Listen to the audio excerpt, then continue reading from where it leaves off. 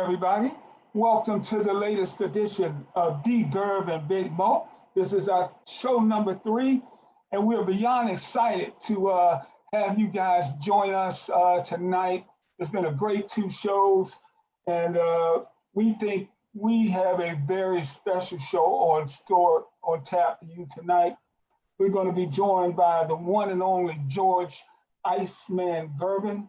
And I want you guys to please text us your questions on our Facebook page, Gerv and Big Mo, and we're gonna have a great show tonight. Speaking of Big Mo, how you doing, man? Doing great, Ricky. Really excited to be here. Excited for our guest.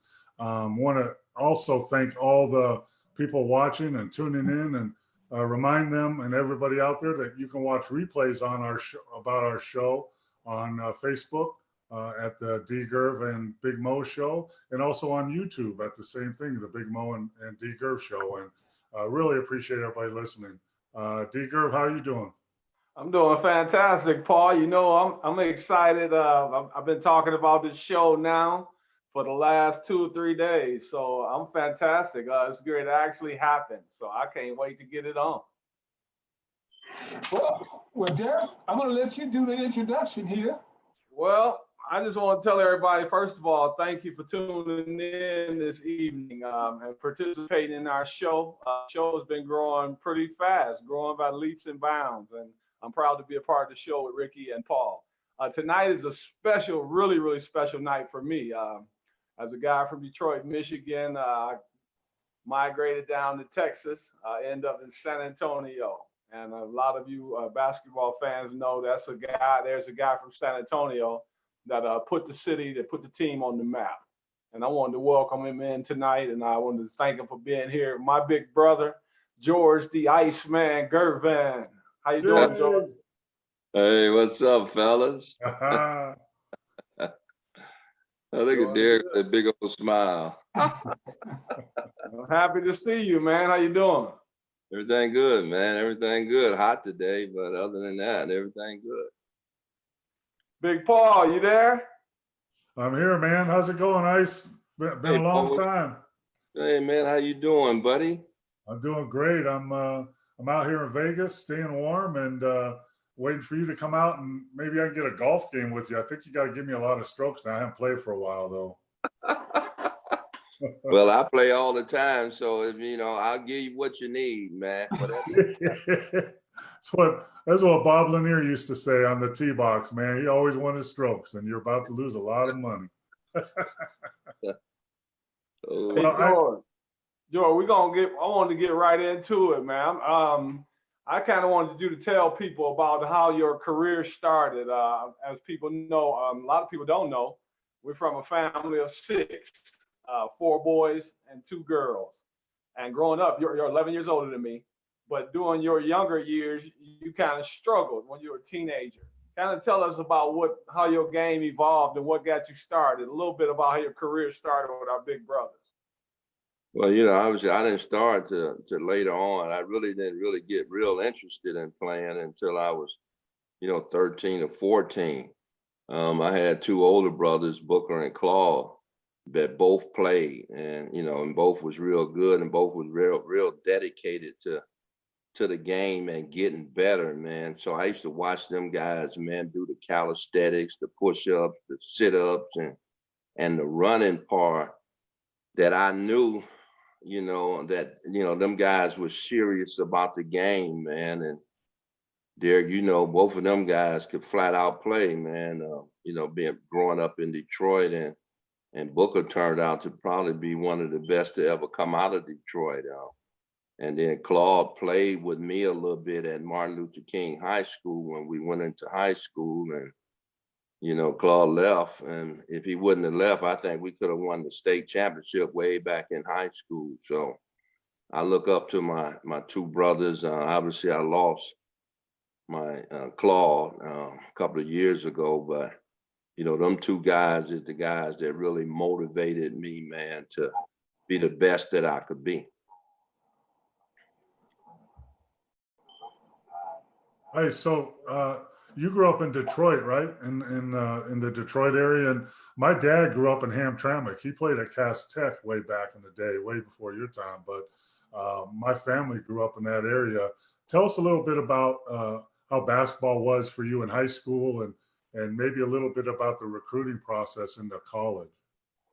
Well, you know, basketball, high school wise, man, you know, the PSL, Public School League, man, we thought probably the PSL was one of the best in the country, man. We had a lot of guys, man, play, you know, high school basketball in Detroit. And, you know, and when I came up, there was some other guys, man, that, you know, was real, real good, man. Cornell Norman, Eric Money, Lindsey Harris, Floyd Haywood, Spencer brother, you know, and I talk about them guys, man, because they went to Kettering High School, you know, obviously where my wife also went. And man, when them guys beat us 2 years in a row for the state championship, man, them guys, man, can just flat out play, man. They had a good basketball team, and we couldn't beat them. But you know, coming up in Detroit, man, playing high school basketball, man, I tell you, man, it was a special place, man. You know, I was behind like Ralph Simpson and, you know, and Booker, my brother, and Leo Toll and Larry Miller Brooks, man. Them some of the guys, man, Spencer, man, them some of the guys that played that game, man, before me, man, that, you know, encouraged me, man, to be the best that I could be, man. So high school basketball was good, you know, when I was coming up in the 60s and graduated in 70. Were you recruited by a bunch of schools? Like back in the day, I remember, you know, I'm a little bit younger than you, but it was crazy back then. You know, there were pretty much no rules. Anybody could pretty much do whatever they want in the recruiting process. Well, you know, I had people coming after me, man, but I decided to go to Long Beach State, man, with Tark, you know, and I really kind of George Trapp, you know, who was playing at that time, also at Long Beach. It was kind of the guy really going after me and recruiting me, man. So Tark came down and watched me play at Franklin Sullivan down in Detroit, man, and you know, and signed me up, man. I went out there and played for a couple of weeks, man, in California, man. Just didn't like it, man. And, you know, I just didn't like being away from home. And that's when I came back a couple of weeks later and I signed with Eastern Michigan. Man, Tark could talk, man. My parents, he was at UNLV when he was recruiting me. My parents loved him. He had them around his little finger. Yeah, he was special, man. I mean, Tark was special. I really, you know, later on, you know, I didn't really know much about him, you know, at that time. But, you know, once we, you know, knew the history of him, man, he was a special guy, man. I mean, he was a player's coach, man.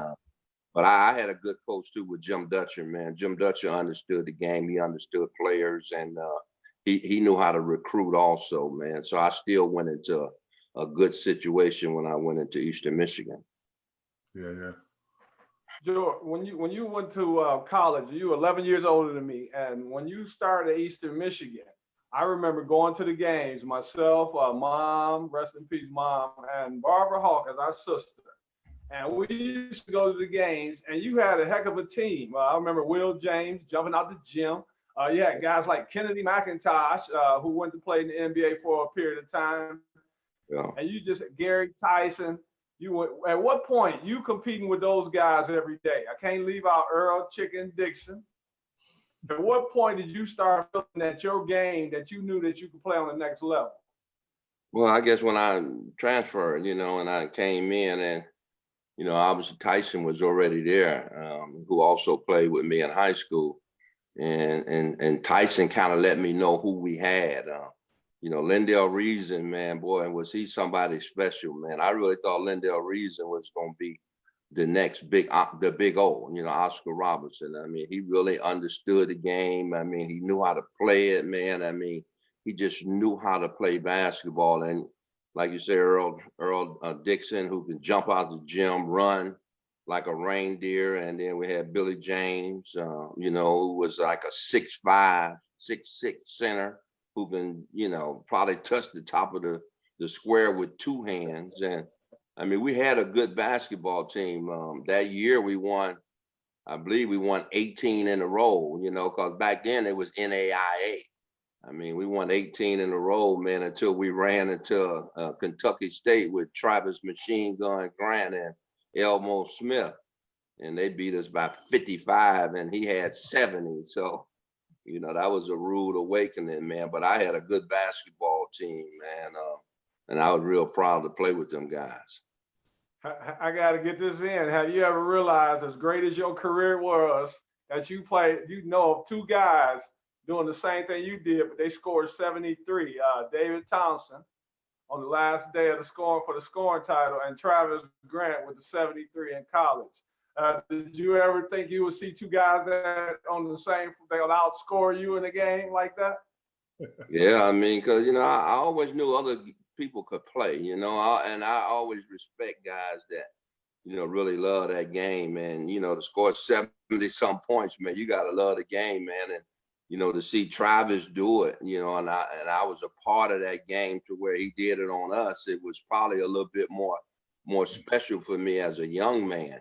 But when David Thompson did it, when I was leading the league and scoring all the way to the last game, and David Thompson ended up, you know, scoring 73 and taking over the lead, you know, that was a different monster there, man.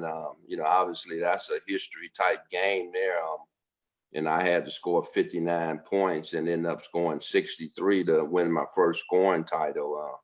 That was pretty exciting, man, to be a part of a great competitive contest.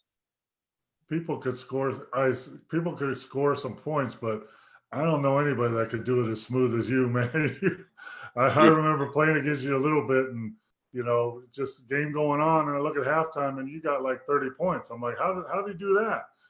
Has it always been that way for you, even from the early days? You know, the smoothness of your game and the ability to get the ball in the hole, either from jump shots or to the basket. Has it always been that way? Well, you know, man, I give a lot of credit, man, to Willie Merriweather, who was my high school coach. I mean, he was the assistant coach, and he really worked on my fundamentals. You know, I was fundamentally sound. You know, where I could use both hands. You know, and you can have them fundamentals as a young person. You know, I mean, you can constantly add on to your game.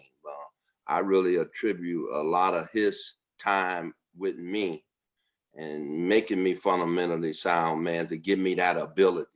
You know, when I was a sophomore and freshman in high school, man, I was 5'9". Then when I was a sophomore, I was 6'7". So Wow. I had them kind of skills as a young short guy. And then when I became 6'6", 6'7", I mean, I still had them skills and I was fundamentally sound.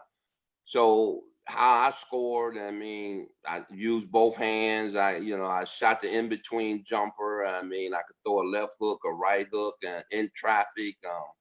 You know, people always talk about the finger roll, man, but I really think my patented shot was getting to the hole and pulling up, shooting that in-between jumper. You know, as my pro career, I shot 51% career. I mean, I'm real proud of that because, you know, a lot of these guys today getting rave reviews and they getting 40, shooting 40 times. So, you know, obviously it's kind of funny to me to see that they selling guys like that, you know, when consistency always been important for me. Yeah, and you just, like you said, you just mixed it up too. I mean, people ask me all the time, you know, who is the toughest guy to guard, Kareem or Moses or something like that. And I always go back to the guys. I didn't know what they were going to do. They'd go right, they'd go left, they could do this. And that was Moses Malone and Kevin McHale. I never knew what they were going to do. And that's the hardest guy to guard. And you had that game from the perimeter. Yeah. Well, that what made it different. That's why, you know, I shot a good percentage. You know, people always ask me too, you know, man, you shot 51%. I say, man, but I had the green light. You know, everybody don't get the green light. You and Derrick know that. Everybody don't get the green light. I had the green light so I could shoot whenever I wanted to. So if I could shoot whenever I want to, I ain't really have to take a lot of bad shots. Thank you. You know, I mean, I always believe in playing the game with the other guys on the floor, man. And I think that really helped me, man, understand how to put that ball in the hole because you had to be efficient. Yeah, so you always knew you were going to get your shots, and that on a side note, that's the way basketball should be played all around. So everybody on the court knows that the ball is going to go back and find them at some time, so they don't end up taking bad shots for sure. Right. Right. It made a big difference, man. And and I get, the guys that I played with, man, they all knew I was the man, but they always knew I would play with them. I mean, somebody told me, man, they looked up my stats, man, I averaged 19 shots a game, man, and was averaging 30. I mean, for me, that's something to be proud of, man. I mean, again, I have to keep going back to how they're selling the game today. They're selling the game today, man, on strictly height, man, because if you break it down and you really see what a score is, I mean, you probably wouldn't be talking about a lot of these guys today like they do. Yeah, taking 15 to 20 dribbles in one possession, 24 seconds, man. It's different. It's different since we played ball. You and Derrick know. I mean, the game has changed tremendously. I think, and I see it, man. The game of basketball is gone. It's all entertainment now. George, you had one of the rare careers. You started your career with Julius Dr. J. Irvin, who I met when I was fortunate to meet when I was about 9 years old, I believe. And you ended with Michael Jordan. But throughout your career, I've always watched you. And I'm telling you this live, my brother. We grew up in Detroit, Michigan. It was a tough city. And we grew up in a tough environment, but we made do. And our mom did well for us, and thank her for that. But tell me this, we grew up, our oldest brother, Booker, was a guy that talked a lot of trash on the court. And you, to be so humble, when did you know it was that important for you to be a quiet guy and just go out and let your actions do the job for you? Probably because of Booker, because Booker talks so much stuff. I mean, but Book backed a lot of it up too. But that just never was in me, I mean, to talk trash, and I always felt my game would be the one that's doing all the talking. I'll let them nets talk for me, and and I think that's important. Question, man, is how humble should we be? I mean, with the skills that I had, I really never liked talking about me. I mean, the guys that I played against and the guys that I played with, them the ones used to do all the talking. So I didn't really have to say that much, man. But, our big brother, man, boy, oh boy, man, he never stopped talking, man. I mean, but Book could score on the offensive end, and then he can play some defense on the other end. So, he was a special guy, man. I mean, when it came to some basketball in the inner city of Detroit, man, Booker was a real special guy. Hey guys, let me step in here and get everybody caught up. You're listening, you're watching D. Gerv and Big Mo with Derrick Gervin and Paul Mokeski. Our special guest is the one and only George Iceman Gervin. Iceman, we got a ton of questions for you out here, and we appreciate all the viewers checking in and being interactive and asking us some questions. Ice, one of the questions is from Dwight Bishop, and Dwight wants to know, talent-wise, compare the ABA and the NBA. Was one better than the other? Well, I mean, I think starting off, when I started back in the, in the 70s, the ABA was full of youngsters. We was full of 21, 22-year-old, 23-year-olds, and you had some veterans in there, but we was a faster paced game. We put up numbers. We was averaging 115, 120 points a night. I think we were more entertaining back then, being an American Basketball League, more so than the NBA. So comparison wise, man, it was youth. We was quicker, we scored a lot of points. And, back then in the 70s and 80s, the NBA was only scoring 70 and 80 points, man. So, they was a little dull to us, in my opinion. I agree. Okay, Ice, we got another one here from John C. Todd. We got a good question. There weren't many guys who gave you trouble on the defensive end, but who do you think your toughest defender was? Well, first thing come to mind would probably be Dennis Johnson. Dennis Johnson, was smart. Dennis Johnson is one of the guys, man, that, he couldn't stop me, but he can make me work. He can one kind of guy can make me force shots because he moved his feet well. He didn't go for fakes. Bobby Jones was another one, played good defense on me. T.R. Dunn was another one that played, some good defense on me. Michael Cooper was another guy that played good defense. Jamal Wilkes, it's a handful of them guys, man, that really made me work. I mean, none of them could stop me. They all knew that, but their whole job was to make me work and, try to get me out of my rhythm of the game. And, them 5 guys that, I think about the top of my head. I was going to say, Ice, you named all those guys. You were getting yours, and you were getting them efficiently at that, shooting 51% from the field. Another great question here is about— Hey, Rick, before you get to that, can I chime in a little bit? Yeah, go ahead. Yeah, and, from my point of view, with great offensive players like Ice and guys like that, the best you can hope for is to slow them down and make them work somewhat. So maybe they'll take bad shots because, especially at the NBA level, no one defensive player is going to stop an offensive player. The only way you can do that is get it out of his hands by double teaming and everything. And when you have someone that's unselfish like Ice, he wasn't afraid to give the ball up and get it back later. So that makes it all the more difficult to defend. Right. Because, one of the things I used to say all the time, especially with like Johnny Moore, I say, Johnny Moore, they keep double teaming me. And if you don't hit that open jumper, I'm going to start shooting on 2 guys. So it gives him confidence too. The game is designed to play one way, man. That's as a team. And that's always been my theory on playing the game, man. It's playing with other guys and still having some success. Derrick, did you want to add to that? No, I think it's just interesting. I kind of wanted to ask George, looking today, who's his favorite team as far as playing pure basketball today? Wow, man. I mean,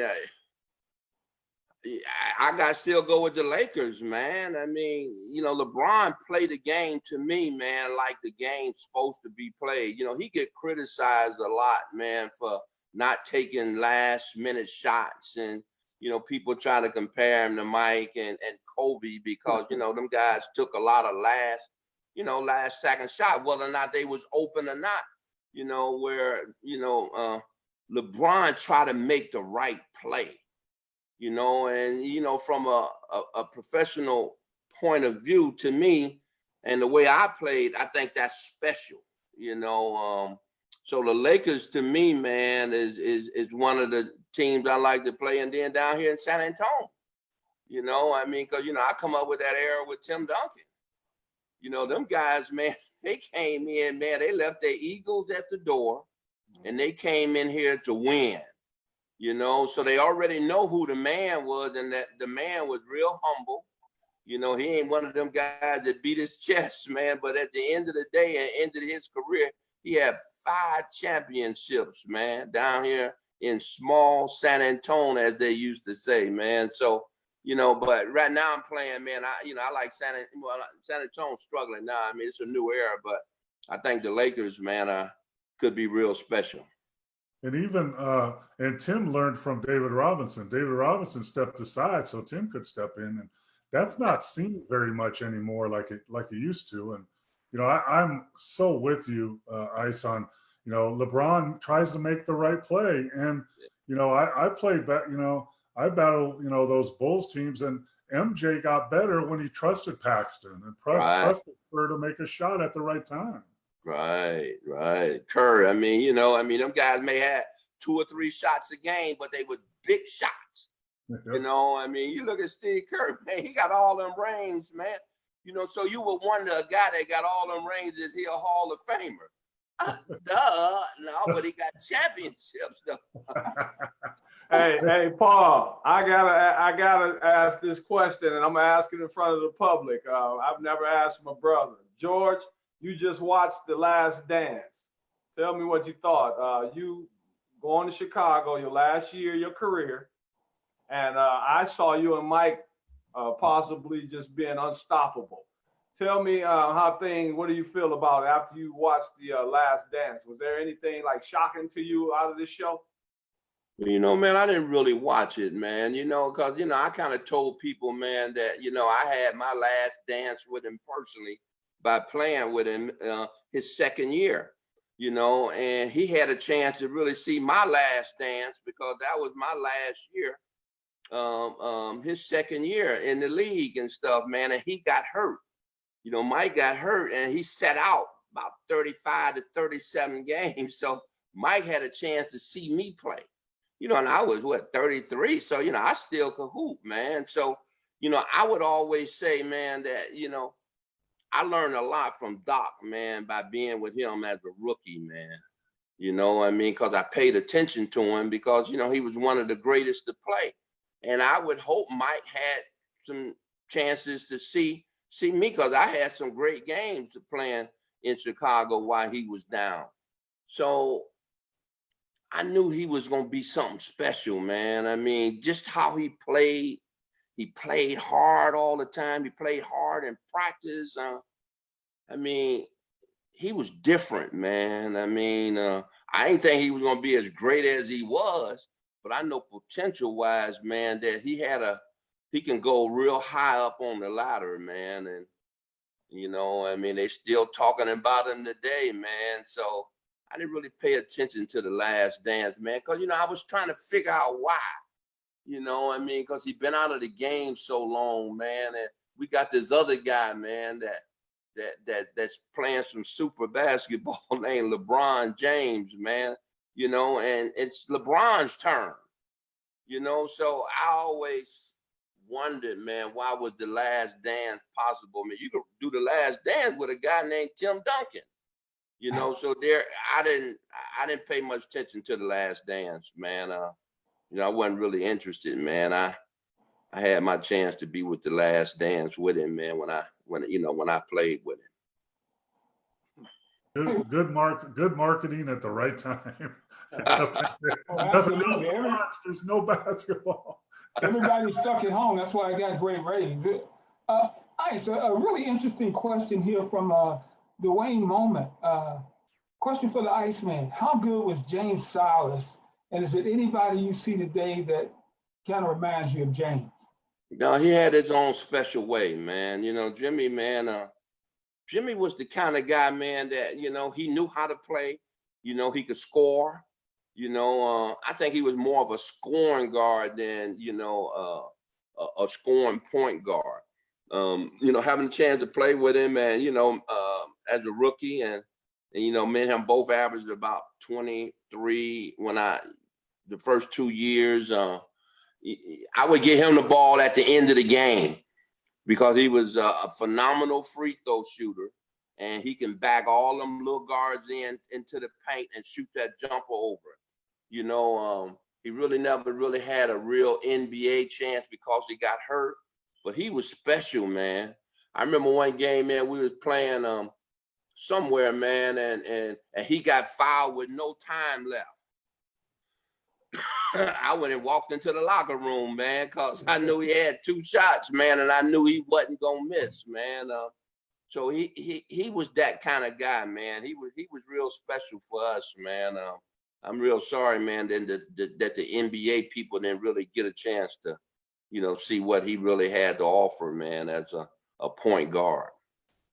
He was like Dennis Johnson, but Dennis Johnson, when he finally got to Boston, got to show what he could do. I mean, he would be quiet all game and then hit the 2 biggest shots in the fourth quarter. Buddy. Right, man. We used to call him Captain Late. Yep. That's how good he was, you know, Captain Late. You know, I used to do the work during them first 3, 4, you know, quarter and down the stretch. He got the ball. Yeah. But that's Yeah. respect, man. I mean, because, you know, that's respect I had for him as a leader and as a great basketball player. Derrick, did you want to add to that? No, I want to, before you have to get to the next question, Ricky, I want to ask George something about, you do, after your career, you've continued to, you know, still stay in the basketball game and stay very involved. And I had to ask, tell me what it's like, because I've always wondered, and I know the fans wonder as well. You've been a mentor to a lot of these guys. I know you were a mentor to Gary Payton. Tell me what it's like to mentor guys like Kevin Durant, Tobias Harris. What kind of feeling does that give you after your career was so successful? Now you're watching these guys do it. Well, I mean, you know, it's good, man, that people reach out to you. You know, I mean, guys before you, you know, because I did it, you know, I mean, and, you know, when Magic Johnson and Isaiah was young, we used to play these summer games, man, all around, you know, the country, man. Myself, Magic, Daryl Dawkins, man. And we used to have a lot of the younger guys also that's coming into the league come in and play, man. And we used to go to Birmingham, Lansing, and we used to sell out 15,000 seat arenas just to, you know, watch us play. So them guys after the game used to all come to my room. Man, Magic and Isaiah, man, Mark Aguirre, man, them guys would sit down, man, and ask me questions all night, man, nothing but about basketball, man. So I knew it was something to that, man. You know, the NBA started a mentoring program a few years ago, man. And one of the guys that I was mentoring was Kevin Durant, you know, and, you know, I had a chance to sit down and talk to him. And, you know, whether he's paying attention to me or not, because he stayed on his phone all the time, I didn't know, but I know he probably was, you know, paying attention, man. But it's important, man, for us to try to give them guys some knowledge, man, you know, because, you know, they don't know that world that they getting thrust up into, man, and we done been through it, man. So, you know, each one need one, man. I mean, and that's always been my motto, man. You know, I'm still an ambassador for the NBA after all these years, man. I still do overseas stuff, and you know, I do the, you know, some of the programs with them, man. You know, and I appreciate, man, still being, you know, stuck to the game. I'm still in the front office with the Spurs, man. You know, and I've been with the Spurs now 40 some years, man. So that's special to me, man, to still be a part of the league, man, that, you know, kind of helped me mature and, you know, and still giving me a paycheck.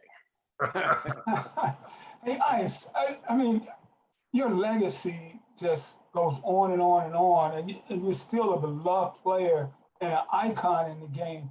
I think that's why so many people still think so highly of you today. Also want to give a shout out to Coach Ray Scott, who was watching the show. Coach Ray Scott, the first Black coach to win the NBA's Coach of the Year award for the Detroit Pistons in 1974. And I think may have been a teammate of yours at one time, George. Well, Ray, he was with Virginia. I think he left when I came, you know, okay. But I remember Ray when he was the Piston coach. They used to come up to Eastern Michigan and do training camp, you know, so, you know, I had a chance to see them guys, you know, when I was in college, man. And, you know, with Ray's leadership, man, with them guys, man, you know, he's a special guy, man. You know, the guys loved Ray, you know, and you know, coaching, that's what coaching all about, man. You know, I mean, you know, players win games, but they win games for their coaches. You know, that leadership, man, is so important, man. And I think that's what made him a great coach, man. You know, his ability to relate to his players. A lot of that, Ice, a lot of that is missing in today's game. We talked about this on our last show, what you just hit on. I mean, when I came into the league, I didn't know nothing. I didn't know anything. And I was with the Rockets, and Moses Malone and Rudy Tomjanovich and Calvin Murphy taught me how to tip at a restaurant or how to get a bag at the airport. And that was just the normal thing to do. And in today's game, I don't think that that's happening with players as much. Now they're all workout guys that they hire. Well, it came a long way since us. You know what I mean? You know, and what I tell people, man, I'm just proud of being a part of the foundation in which you are too, which Derrick are too, to where this game has something to grow from. You know what I mean? You know, when I first came in, you know, our playoff games were tape delayed. You know, I mean, ESPN wasn't nowhere around. You know, ESPN didn't come until the 80s. I retired in 86. You know, Michael and Magic and them had that luxury to be seen around the world when we were just being seen, you know, mostly US, you know. So, man, we're part of a foundation, man, to, you know, our franchise was worth, what, $3 million when I was playing. It's worth $2 billion now. You know what I mean? So we got something to be proud of, whether or not they want to tell us or not, man. You know, we're a big part of this, man. And, you know, they don't tell us thank you or not, you know, but when we get opportunities like this, man, and be able to remind ourselves, man, you know, both you guys, man, are part of something, man, that we seeing today, man, that helped make it what it is today. Hey, I want to get a couple more questions on before we move on to our next segment. There's so many of you guys asking questions, and we really appreciate that. Kayvon wanted to know, Kayvon Zahidi wanted to know, Ice, how you got your nickname? Well, my nickname came, man, from ABA, man, Fatty Taylor, man. You know, Fatty Taylor, the one started calling me Ice, man, because, you know, man, I used to, in practice, man, I used to work, man. I used to work my butt off, man, and, you know, and I didn't really never sweat, man, but I was 175, 80 pounds, man. You know, I didn't have that much water in me, man, anyway, man, but, you know, I'll play the game, man. I didn't sweat, man, and, you know, and Fatty, he just couldn't get over that. And then being from Detroit, you know, I was always sharp. I always wore gaiters, you know, I always wore the big Bossellini hats. I always wore my suit and tie, and, you know, so I always had my style, man. And, man, for some reason, Fatty just started calling me Ice, man. And, you know, he used to call me Iceberg Slim, you know. I said, man, you know, an Iceberg Slim, we all know was a pimp, man. But I said, Fatty, I ain't no Iceberg Slim. And that's how he broke it down and started calling me Ice, man. And, you know, that's how I got my nickname, man. Ain't that something, man? They still calling me Ice, man, 50 years later. Another one, we'll get one more question in for you from viewers. John Washington, Ice, you're compared to a lot of greats that are playing today. Actually, they should be compared to you. Is KD the closest, John wants to know, to your style of play? Well, I think me and him so different, man. I mean, I think what people, you know, really see the similarity is really size. You know, he's small. He can put the ball on the floor. He don't score like I do, or I don't score like he do. You know, he shoot deep jumpers. I ain't like to shoot deep jumpers. You know what I mean? I go to the hole left and right hand. He don't go to the hole left and right hand. I seen him in year before last All-Star game. And I asked him, I said, wow, man, you finally figured it out, man. And the in-between shot. He said, Ice, man, ain't nobody there, man. I said, cause it's in between. and when you think about it, and you see him play now, that's what he do most. Yep. He shoot the in-between jumper, you know? So I think the only real comparison, man, is our size, man, and being able to put the ball in the hole. We put the ball in the hole differently. You know, he didn't have no English, you know, he don't throw no left or right hand hooks, and, you know, but he can put the ball in the hole, man, and he can put it from deep, man. So I think that's where he's really different from me, man, is shooting that bomb. One quick question for you, Paul, from John Washington wants to know about the Bucks Well, you guys were always contending in the East back in the days. It looked like you were one man short. I think Ice might have been able to help you guys out. Thanks, yeah, thanks for rubbing that in, man. We were very good basketball teams, man. We had, you know, when I started there was Bob Lanier and Marcus Johnson, Junior Bridgman, Brian Winters, and then when we moved on to Terry Cummings and Jack Sikma, you know, Sidney Moncrief, Paul Pressey, you know, just some great teams, but we could never get over the hump because first thought that we either lost to the Sixers with Doc and Barkley and them, or we lost to the Celtics. And when we beat one, we lost to the other. And then we were in the middle in the draft. We were always at the end of the draft, so we couldn't get that player. And we struck out on a couple free agents that could have helped us. Ice, you could have helped us a lot.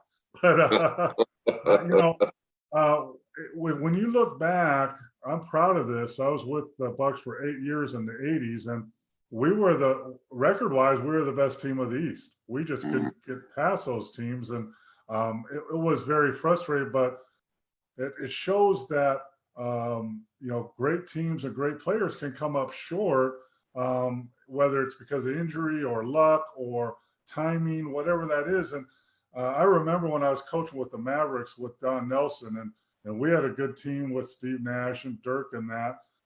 And we were fighting for the finals, and at a practice, he got us all together, just said, you guys need to remember this.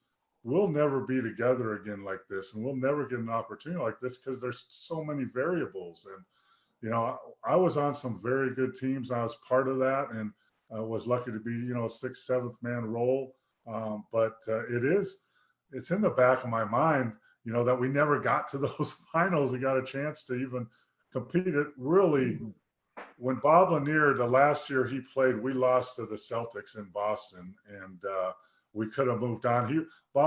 His knees were shot, and you know, he was still effective, but he couldn't practice. And we all wanted to give him that shot at the NBA Finals, and we couldn't. Yeah.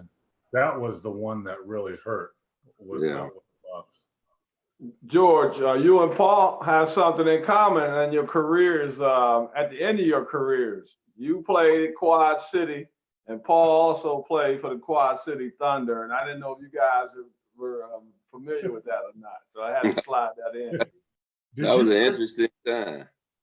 Ice, did you play for Panagio, the father? Yeah, I played for the dad. I played for the son. Those were good. In that little high school gym, man, that was something. Yeah, there was the days, man. I mean, I got called back up. Portland wanted me to come. Portland wanted to give me a 10-day contract, but I was done, man. You know, I mean, I didn't want to work no more, you know, and so I decided to go overseas. I went and played in Italy. You know, I played a year in Italy, and then I went and played a year in Spain, you know, so I took my family, man. We went over there and played, man. But yeah, I played for Coach. You put up some matter of fact, before you go any further, I played against Derrick. Was that what was that, Derrick Lacrosse, or who was that? I was actually, Paul, and I hate to say this on the air, we had the best team in the league. I was in Santa Barbara. That's the year the Nets picked me up. We were 13-0. I had a friend that was talking trash. I love him to death, Larry Spriggs, and a few other guys were talking. And you know how blood is, Paul. Blood's thicker than water. So we were going for the CBA record. 14-0 would have been the record. We were playing against George the following week. So I had to tell George how the guys were saying he was done, and he's old now. So the week goes by, we go play at Warden Fieldhouse in the gym, Warden Fieldhouse, Quad City. Almost half court. I'm gonna tell you the score, and I'm not exaggerating, and I want everybody to hear this. We were 13-0, best team in the league. Our first defeat is to my brother's team. George scores 45. He goes 18 for 24 from the field. I scored 39. We lose 172 to 122. Hey, Ice, in that old gym, you could shoot as soon as you came across half court, couldn't you? Right. That was awesome. People don't know how good the CBA teams were back then, man. They were good. Yeah, Hey, that's yeah. speaking of good teams, fellas, and I want Derrick to get us started on this. And I know, Ice, the last time we had you, you talked very fondly of the ABA. Derrick, can you get that conversation started for us? Well, George, we had on the show, I know it's almost time to close down, but I had to get this in because Rickey and I on our podcast, we interviewed Matt Calvin. We had Ray Scott on the show. And I know that it's a fraternity. It's kind of like I look at the CBA. The CBA was my avenue to the NBA. Tell people, even today, you're 68 years old. Tell them how much the ABA has impacted your life and what you think today. What do you call your home? Is it the ABA or the NBA? Well, I'm an ABA guy. You know, I mean, without the ABA, I don't really think I would have had a chance for the NBA. So, you know, I owe the beginning of my career to the ABA and that league, you know, because I left school early and I played in the Continental Basketball League. And if it wasn't the ABA, then I probably wouldn't have had a chance to, you know, play professional basketball at an early age. So the, you know, the ABA, man, was a blessing for me. You know, I mean, y'all think about it, y'all. They talked about how the ABA was played and how we played and how we just scored and all that. The 3-point line and all that. I mean, just think, man, how the league is today, man. That's all they do is shoot threes. You know, all they do is try to score a lot of points. All they doing now is entertaining. So if you really take a serious look at it, you watching the ABA today. That's how important the ABA is, man. The ABA, man, showed the NBA what it takes to be entertainers, man. Because all the franchise now are sports and entertainment groups. They're not basketball teams no more. They're entertainers, man. And that's what the ABA was. We were entertainers, man. We didn't have no marketing contract, man. You know, we didn't have no big sponsors. You know, people knew about us through word of mouth. You know, when somebody came and saw me play and they lived, say, in New York somewhere, and they went back and say, man, you see this guy named Gervin? They call him Iceman. He got 50. You know, it wasn't getting sold on TV or in the papers and stuff, man. So, man, you know, without the ABA, man, I don't know if I would be Ice, man. I probably would just been George Gervin coming into the NBA, man. So I owe a lot to it, man. I got a lot of friends, man, that I still talk to. A couple of years ago, man, we had an ABA reunion. It was 115 of us show up in Indianapolis. Y'all are so funny, man, because then nobody looked like they played basketball. Was the Whopper there? The WAP didn't make it, man, but you know, Doc, man, artists, man. I mean, it was so many of the guys, man, that they might have played 1 or 2 or 3 years, man, but you know, they showed up, man, because the ABA meant that much to us, man. You know, it wasn't but one league, the NBA. So if it wasn't no ABA, a lot of guys can't say they play professional basketball. You know, so the ABA, man, was a special league, man. When we merged in 76, man, when we merged in 76, in 77, 78, half the guys in the NBA All-Star game was ABA ball players. That's how good we were. You know, so they keep saying Magic and Bird and all them changed the league. The ABA changed the foundation of that league, man, because when you brought them 4 teams in, man, you brought in some quality basketball players, man, that was ready, man, to mix in with them old guys and show them how to have some fun playing the game. And that's when you legitimately had the best players in the world, when they merged. When they merged, man. So, you know, a lot of people don't know that, man. I mean, you know, a lot of people don't know about that history of the ABA, man. It's you know, read that book, Loose Balls. Yep. George, it's a book called Loose Balls. George, you know, I got to get this in quickly because I get kind of upset about the Spurs don't get a lot of publicity. And I know it's got a lot to be with a small market. But if you look at the 4 teams, the Indiana Pacers, Denver Nuggets, San Antonio Spurs, and New York Nets at the time. Only team win the championship out of those 4 is San Antonio Spurs, and they've done it 5 times. Hey man, that's something to be reckoned with, man. I mean, we the only ABA franchise, man, to win an NBA championship. In the ABA, the Indiana Pacers is winning all the ABA championships. Kentucky Colonels, but when we merged, man, and we changed the setting, man. I mean, and then you got good leadership, man. Pop got a system, man, that he put together, man, that works, and he bring in guys, man, and he get their money, but he tell them, this is what I want you to do. I'll get you your money, but this is the role I want you to play. And they play that role, man, and they win, So San Antonio, man, it was small. I came down to San Antonio with 500,000 people. We're the 7th largest city in the country now. That's how much we grown, man. We brought Fortune 500s down here. Some people say it's because of you, Ice. I'd be saying, I don't know. Ice, you definitely put San Antonio on the map, man. Hey, we only got a few more minutes. This has just been fantastic, Ice. We really appreciate you checking in with us tonight. I got to get this question in from one of our listeners. Your development of the finger roll.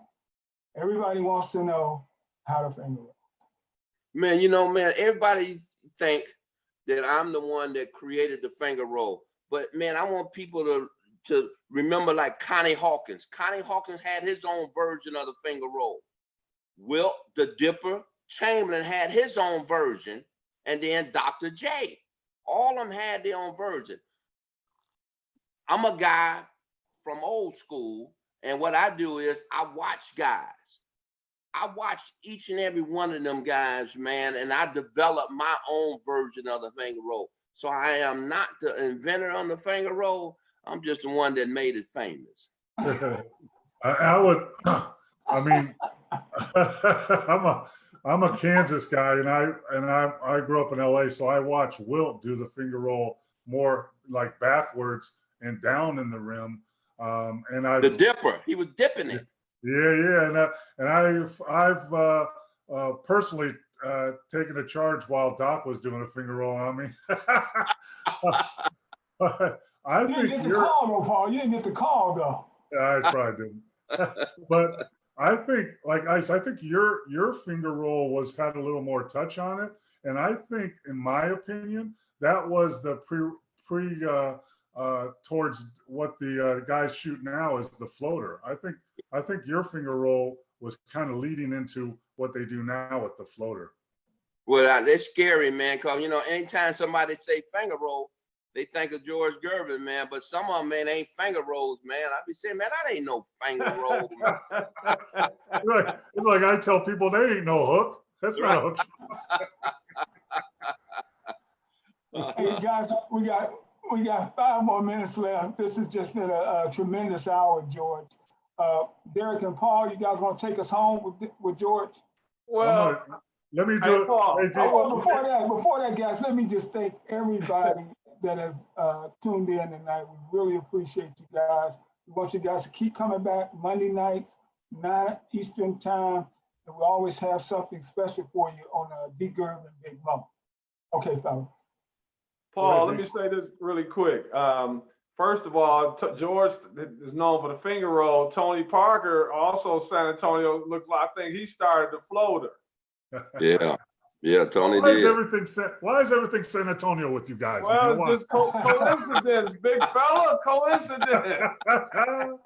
Hey, George, will you do me a favor? I know Paul has another comment, and then to close it down, can you just tell me, I want to get serious for a second. After Paul makes his comment, could you kind of tell all the young kids out there that, a lot of them aren't in school now and they have time, so they're up later. Can you tell them what it takes to really be successful in this game? That's for the young ladies and for the males. Go ahead, Paul. Yeah, Ice, I just want to thank you for being on our show. And I want people to know, I've been around a lot of people, a lot of players, a lot of musicians, and there's only a few people that that stand out a lot.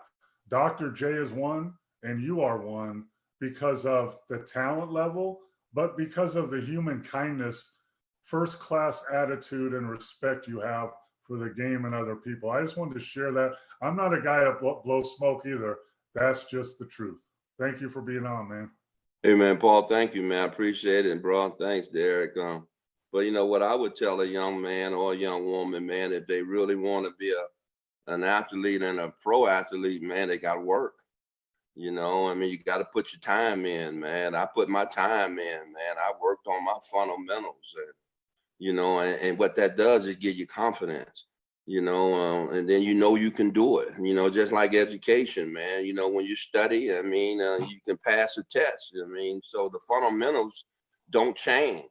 You know, we still use them as adults, man. You know, that's why we become adults, man, because we pay attention, man. You know, we love y'all, man. We want to have more of you young citizens, man, become citizens, man, and take care of your community, man. And I would tell young people, man, do more community service, man. It'll round you out and make you appreciate others. Hey, guys, I appreciate y'all, man. It was fun, and y'all keep doing what y'all doing. Hey, Ice, next time you come to Detroit, we got a tea time, man. Hey, my man, I'll be on it. All right. Hey, Ice, he can play, man. Be careful. I love that. I'm on hunting down now. Hey guys, this has been a tremendous hour. All our viewers out there, thank you. God bless everybody. Be safe. You've been listening to D. Gerv and Big Mo. Have a good night, Ricky. Have a good night, everyone. Stay safe. All right. Thank you, George. Okay. All right.